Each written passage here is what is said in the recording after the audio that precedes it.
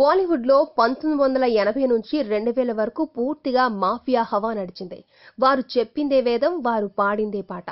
Cinema ఫైనాన్షియర్లు, నిర్మాతలు, దర్శకులు, నటీనటులు అందరూ వారి చెప్పినట్లుగా వినాల్సిందే. ఫలానా చిత్రంలో ఈమె హీరోయిన్, ఇతను హీరో అని వారే నిర్ణయిస్తారు.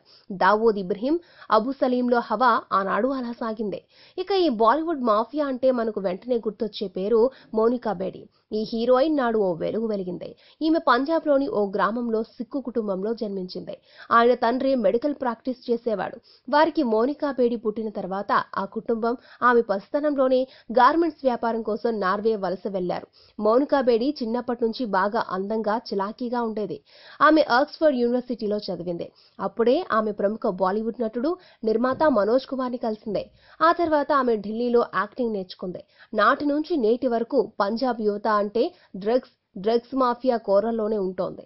ఆ సమయంలోనే చిన్న వయసులోనే ఆమెకు డ్రగ్స్ మాఫియాతో పరిచయాలున్నాయంటారు. ఇక ఆమె బాలీవుడ్ ఫిల్మ్ మేకర్ ముఖేష్ దుగ్గల్ని కలిసిందే. ఆయన ఆమె పట్ల కాస్త అనుచితంగా ప్రవర్తించాడట. ఆ ఘటన జరిగిన కొన్ని రోజులకే మాఫియా వారు ఆయనను చంపేశారు.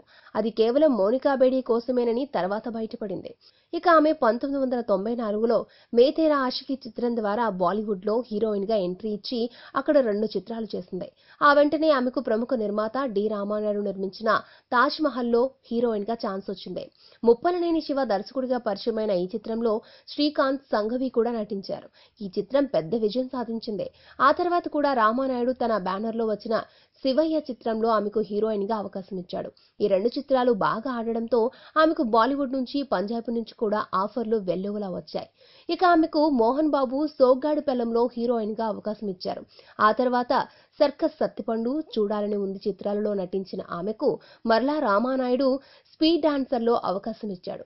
ఇక ఆమె తెలుగు, బాలీవుడ్ చిత్రాలతో పాటు తమిళ, కన్నడ, బెంగాలీ, పంజాబీ, నేపాలీ వంటి భాషా చిత్రాలలో కూడా నటించింది. ఆమె కెరియర్ మరో మలుపు తిరిగింది. ఆమె ప్రముఖ మాఫియా లీడర్ అబు సలీంను రహస్యంగా పెళ్లి చేసుకుని ముస్లిం మతం పుచ్చుకుంది. ఆమె తన పేరును కూడా ఫౌజియాగా మార్చుకుంది. భోపాల్ నుంచి, హైదరాబాద్ నుంచి 2 పాస్పోర్ట్లు రాబట్టింది. 2003లో ఆమెను పోర్చుగీస్ పోలీసులు ఫోర్జరీ పాస్పోర్ట్ల కేసులో అరెస్టు చేశారు. ఆమెకు 2 సంవత్సరాల జైలు శిక్ష పడింది. ఇక ఆమె తాను అమాయకురాలనని నాటి దేశ ప్రధానికి, రాష్ట్రపతి కూడా లేఖలు రాసింది. ఈ సిబిఐ కోర్టు ఆమెను దోషిగా నిర్ధారించి 5 సంవత్సరాల జైలు శిక్షను విధించింది. ప్రస్తుతం ఆమె దుబాయ్లో ఉంటున్నట్లు సమాచారం. ఇక ఈ వివాదాలలోనే ఆమె బిగ్ బాస్ 2తో పాటు జలక్ దిఖలాజా, దిల్ జితేగి, దేశీ గర్ల్ వంటి షోలలో నటించింది. పలు సీరియల్స్ లో కూడా ఆమె నటించింది.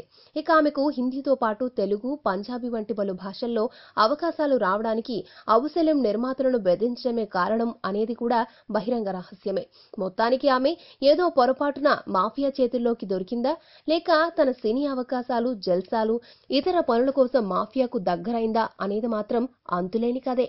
ఈ వీడియో మీకు నచ్చితే ఓ లైక్ కొట్టండి. మీ ఫ్రెండ్స్ కు షేర్ చేయండి. ఇలాంటి డిఫరెంట్ వీడియోలను మరిన్ని చూడాలనుకుంటే మా యూట్యూబ్ ఛానల్ ను సబ్స్క్రైబ్ చేయడం మాత్రం మరవకండి.